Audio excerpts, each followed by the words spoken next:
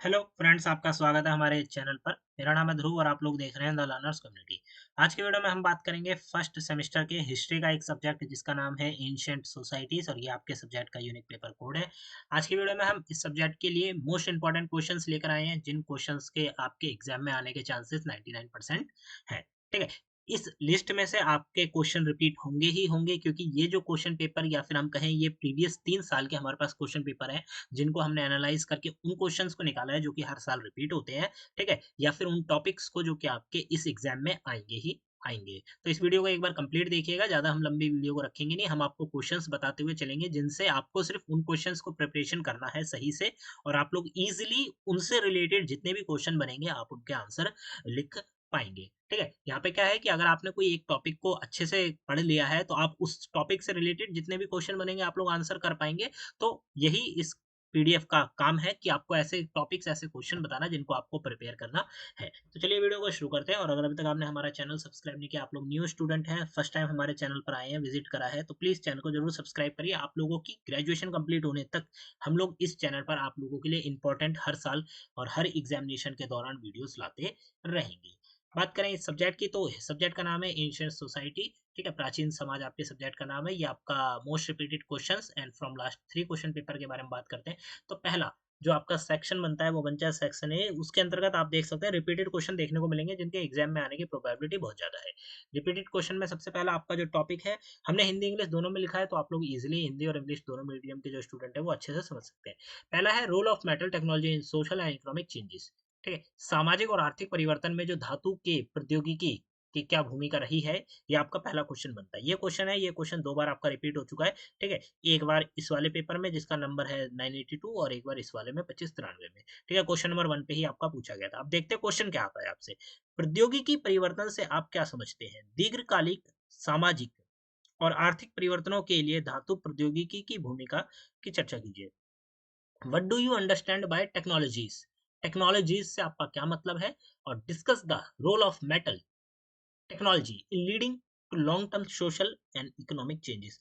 Social मतलब सामाजिक रूप से, और आर्थिक रूप से लंबे समय के लिए जो चेंजेस आए थे, किसके? मेटल के, मतलब चेंजेस आए थे, तो उस चेंजेस में मेटल का क्या रोल था, मेटल की टेक्नोलॉजी का क्या रोल था, ये आपको यहाँ पे बताना है। यही क्वेश्चन एक बार और अलग तरीके से पूछा गया है कि सामाजिक जटिलताओं और आर्थिक चरित्रों के विकास में धातु प्रौद्योगिकी की भूमिका का चर्चा कीजिए। सेम क्वेश्चन है कि भाई सामाजिक जटिलताएं या फिर सामाजिक परिवर्तन और आर्थिक चरित्रतनों, ठीक है, या फिर आप कह सकते हैं कि आर्थिक परिवर्तनों के जो विकास है, ठीक है, इन दोनों का चेंज आया है, तो इनके विकास में धातु प्रौद्योगिकी की भूमिका क्या रही है, यह चर्चा आपको उसके ऊपर करनी है। तो धातु प्रौद्योगिकी, मेटल टेक्नोलॉजी से रिलेटेड एक क्वेश्चन आपका बनेगा ही बनेगा।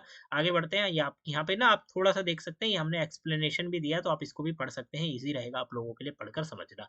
ठीक है, आगे बढ़ते हैं। हमारा अगला क्वेश्चन आता है यहाँ पे कि factors for emergence of bronze age civilisation in Mesopotamia और इजिप्ट। मेसोपोटामिया या मिस्र में कांस्य युग सभ्यताओं के उद्भव के कारक बताइए। ठीक है, मेसोपोटामिया और मिस्र में, या फिर हम कहें मिस्र में जो कांस्य युग आया था, तो उसके दौरान जो सभ्यताओं का उद्भव हुआ था, उन उद्भव के बारे में बात करा गया। ये वाला क्वेश्चन आपका 3 बार रिपीट हो चुका है। ठीक है, अलग अलग टाइप से पूछा गया, उसको हम देखते हुए चलते हैं। जैसे कि पूछा गया था कि मेसोपोटामिया या मिस्र में कांस्य युग की सभ्यताओं के उद्भव में पारिस्थितिक तथा अन्य कारकों के महत्व का मूल्यांकन करें। ठीक है, मेसोपोटामिया या मिस्र। कई स्टूडेंट्स का मतलब डाउट था कि सर किस एक मतलब किसी एक सभ्यता के बारे में लिखना है, मेसोपोटामिया या फिर मिस्र या फिर दोनों नहीं। आपको केवल एक मेसोपोटामिया के बारे में अगर आपको पता है, तो आपको मेसोपोटामिया का उदाहरण लेकर वहां पे जो कांस्य युग के दौरान जो सभ्यताओं का उद्भव हुआ था वो आपको यहाँ पे बतानी है।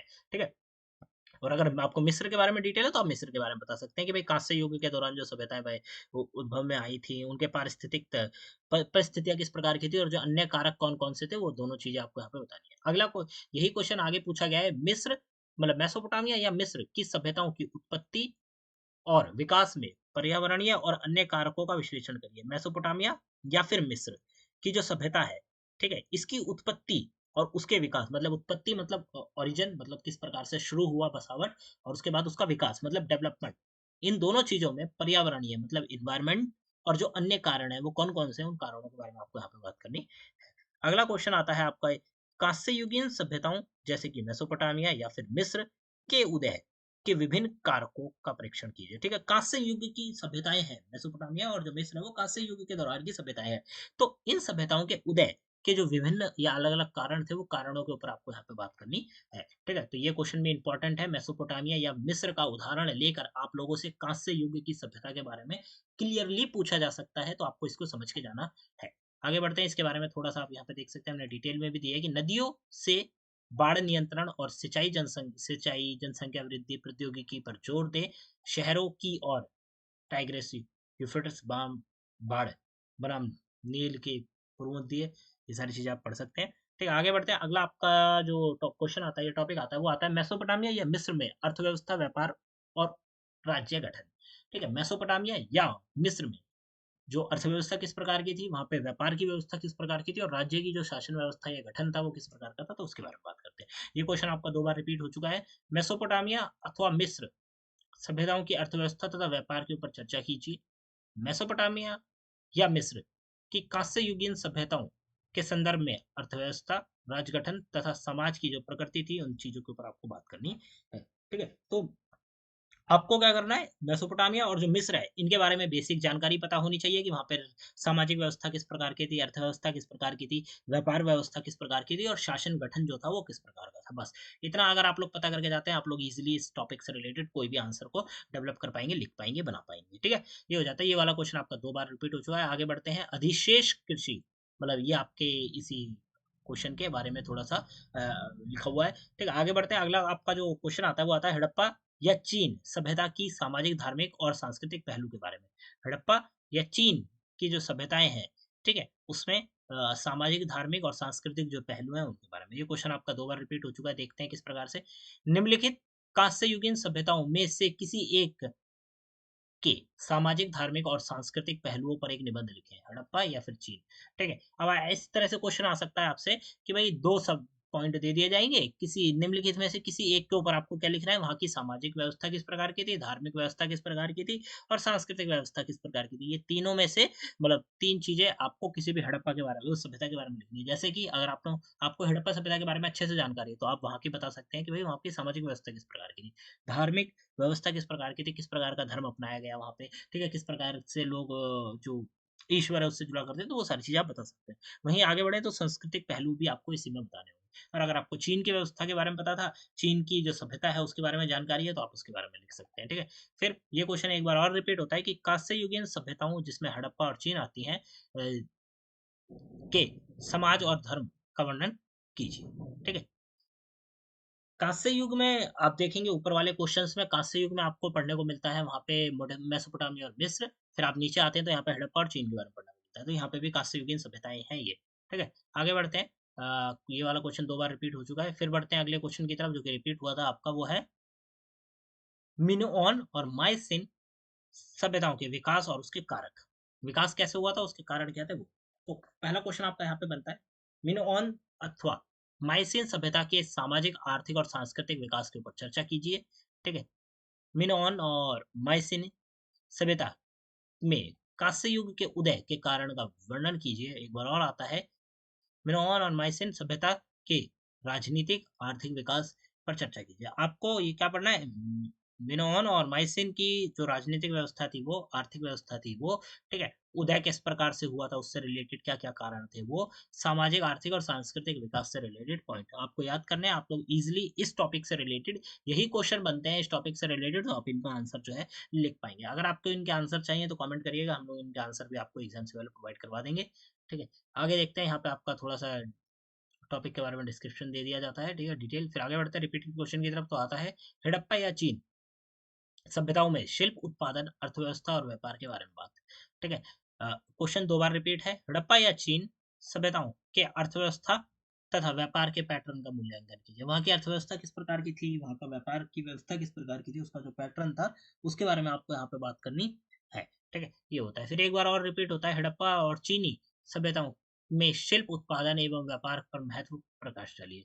ठीक है, हड़प्पा या चीनी जो सभ्यताएं थी, वहां पे शिल्प उत्पादन एवं व्यापार के जो महत्व है, उन महत्व के ऊपर आपको यहाँ पे क्या डालना है, प्रकाश डालना है, रोशनी डालनी है। ठीक है, ये क्वेश्चन आपका 2 बार रिपीट होता है। आगे बढ़ते हैं, यहाँ पे एक और रिपीटेड क्वेश्चन आता है कि प्रमुख अवधारणाओं और प्रथाओं पर संक्षिप्त टिप्पणी, ठीक है। अलग अलग प्रकार के क्वेश्चन आते हैं कि भाई आपको अवधारणाएं दे दी जाएंगी, प्रथाएं दे दी जाएंगी, उनके ऊपर आपको शॉर्ट नोट लिखना होगा। ये वाला क्वेश्चन भी इंपॉर्टेंट है क्योंकि ये रिपीट ही होता है, ठीक है। बस आपको टॉपिक दूसरे दिए जाएंगे, क्वेश्चन का टाइप यही रहेगा। बात करें, ये क्वेश्चन आपका हर उसमें रिपीट हुआ है बट डिफरेंट टॉपिक्स के साथ। तो हम देखते हुए चलते हैं। निम्नलिखित में से किन्हीं दो के ऊपर आपको टिप्पणी लिखनी है, जैसे कि का में धातु प्रौद्योगिकी और वाद विवाद, खा में पूछा गया कांस्य युग के स्रोत, गा में शहरी समाज की विशेषता, और घा में मिनोअन और माइसिन सभ्यताओं में कला एवं वास्तुकला। ये हो जाता है। एक बार और रिपीट होता है, कांस्य युग के बारे में लिखने के लिए कहा गया है, संस्कृति और सभ्यता के बारे में, मेसोपोटामिया अथवा मिस्र के राज्य गठन के बारे में, और मिनोअन और माइसिन जो समाधान था उस प्रथा के बारे में, ठीक है। एक बार और ये पूछा जाता है, पुरातत्व, फिर नगरीय क्रांति, मेसोपोटामिया या मिस्र में धर्म व्यवस्था, और मियोनन और माइसिन की जो कला थी वो, ठीक है। तो ये हो जाता है। ये क्वेश्चन आपका 3 बार रिपीट होता है। फिर आपका आ जाता है यहाँ से सेक्शन बी। सेक्शन बी में ऐसे क्वेश्चंस आते हैं जो कि आपके ज्यादा बार रिपीट नहीं हुए बट इनके एग्जाम में भी आने के चांसेस है, तो हम उनको भी आपके एग्जाम में लेकर आए हैं। पहला क्वेश्चन आपका यहाँ पे बनता है कि विभिन्न स्रोत किस प्रकार विश्व की सभ्यता को समझने में मदद करते हैं, ठीक है। अलग अलग जो हमें आर्कियोलॉजिकल सोर्सेस मिले हैं जिनसे हम ये पता लगा सकते हैं कि हमारा इतिहास क्या था, तो वो जो सोर्सेस है वो हमारी हेल्प कैसे करेंगे इतिहास को समझने में, ठीक है। आपको बस ये बताना है कि वो सोर्सेस हमारी कैसे हेल्प करेंगे। जैसे हमें सिक्के मिले, हमें मूर्तियां मिली, हमें स्टैचू मिले, ठीक है। उसके साथ साथ हमें क्या मिला, उसके साथ-साथ हमें और भी कई सारी चीज़ें मिली हैं। तो जो वो चीज़ें मिली हैं, वो हमें इतिहास को समझने में किस प्रकार से, विश्व इतिहास को समझने में किस प्रकार मदद करती हैं, सभ्यता के बारे में जानकारी देते हैं, ये आपको यहाँ पे बताना है। अगले में आपसे पूछा गया है कि सभ्यताओं के उत्कर्ष तथा विकास के लिए मज़ेदार महत्वपूर्ण कारण की चर्चा कीजिए, ठीक है। सभ्यता के उत्कर्ष तथा विकास के लिए आपको क्या करना है, जिम्मेदार जो महत्वपूर्ण कारण हैं, उन कारणों के बारे में आपको यहाँ पे चर्चा करनी है। सभ्यताओं के उत्कर्ष तथा विकास, कोई भी सिविलाइजेशन है उसका उत्कर्ष मतलब उसका ओरिजिन कैसे हुआ और उसका डेवलपमेंट कैसे हुआ, उन सब कामों के लिए जो भी जिम्मेदार कारण थे वो आपको यहाँ पे बताने हैं। फिर आगे बढ़ते हैं। प्रारंभिक खेलन प्रणाली की उत्पत्ति में सभ्यताओं के विकास को कैसे प्रभावित किया, मेसोपोटामिया अथवा मिस्र की सभ्यता के संदर्भ में आपको यहाँ पे बात करनी है। आगे बढ़ते हैं। एक बार और रिपीट होता है ये क्वेश्चन, मतलब अलग क्वेश्चन। कांस्ययुगीन हड़प्पा अथवा चीन में सभ्यता के विभिन्न जो चरण हैं, उन चरणों के ऊपर आपको यहाँ पे बात करनी है, चर्चा करनी है। आगे देखते हैं। एक बार और ये पूछा जाता है अलग तरीके से क्वेश्चन कि शहरी क्रांति शब्द का मूल्यांकन कीजिए, सभ्यता के उद्भव के संदर्भ में इसका क्या महत्व है, आपको ये भी बताना है। फिर आगे एक और क्वेश्चन आता है कि कांस्ययुगीन हड़प्पा अथवा चीन सभ्यता में शहर नियोजन पर चर्चा कीजिए। ये वाला इंपॉर्टेंट है, ठीक है। हड़प्पा सभ्यता में शहर नियोजन की व्यवस्था किस प्रकार की थी, ये एक इंपॉर्टेंट क्वेश्चन है, रिपीटेड क्वेश्चन है, इसको आपको पढ़ के जाना है, ठीक है। अब ये हो जाता है आपके बी वाला पार्ट। अब आपका सी वाला पार्ट आता है जिसमें ऐसे टॉपिक्स बताए गए हैं जिनको आपको ध्यान देना है, आप लोग इजीली आंसर राइटिंग कर पाएंगे। ये वो वाले टॉपिक है जो 3 बार रिपीट हुए हैं, जैसे कि मेसोपोटामिया या मिस्र में कांस्य युग सभ्यताओं का उद्भव और उनके कारण, मिनओन और माइसिन सभ्यता में विकास और कारक, ठीक है। एक बार और रिपीट हुआ है, मुख्य अवधारणा और प्रथाओं पर संक्षिप्त टिप्पणी, ठीक है। तो ये हो जाता है। फिर आपका ऐसे टॉपिक आते हैं जो कि 2 बार रिपीट हुए हैं, जिसमें आ जाता है सामाजिक और आर्थिक परिवर्तन में धातु प्रौद्योगिकी की भूमिका, मेसोपोटामिया या मिस्र में अर्थव्यवस्था, व्यापार और राज्य गठन से रिलेटेड चीजें, ठीक है। हड़प्पा या चीन सभ्यताओं के सामाजिक, धार्मिक और सांस्कृतिक पहलू के बारे में पूछा गया है।